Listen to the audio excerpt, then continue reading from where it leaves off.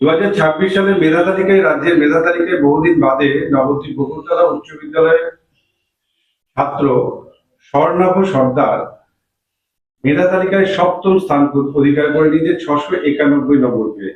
আমরা এখন তার বাড়িতেই রয়েছি।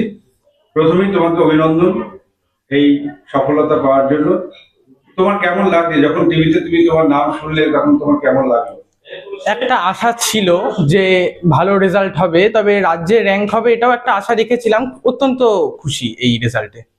এই সফলতা কাকে উৎসর্গ করবে, কার জন্য?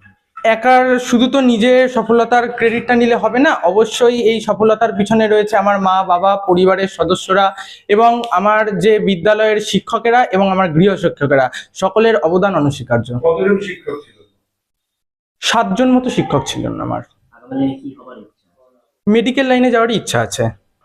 সারাদিনে তুমি গৃহ শিক্ষক সামলে নিজের পড়াশোনা কতক্ষণ করতে? এইভাবে পড়াশোনা কোনো ধরে বেঁধে কোনো নির্দিষ্ট সময় ধরে করিনি। তো যতটা লেগেছে, যতটা প্রয়োজন হয়েছে নিজেকে সফলতার একটা শিখরে নিয়ে যেতে, সেটুকুই করেছি। তাও সেই সময়টা কতটা হতে পারে?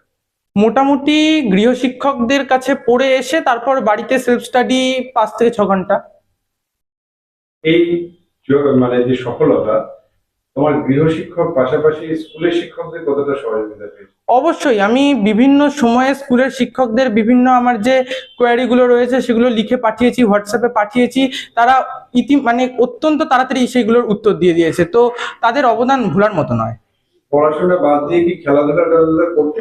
হ্যাঁ হ্যাঁ, অবশ্যই এই খেলাধুলার প্রতি আমার ঝোঁকটা একদম ছোটবেলা থেকেই। আমি ক্রিকেটটাকে খেলা হিসেবে অত্যন্ত পছন্দ করি। টিভিতে দেখার পাশাপাশি মাঠে গিয়ে খেলা, এটাও আমার একটা অভ্যাস ছিল। আগামী দিনে কি বিষয় নিয়ে পড়াশোনা করতে চাও? মেডিকেল লাইন নিয়েই এগোনোর ইচ্ছা আছে, তো নিট এক্সামটা দেবো। মেডিকেল লাইনে কেন?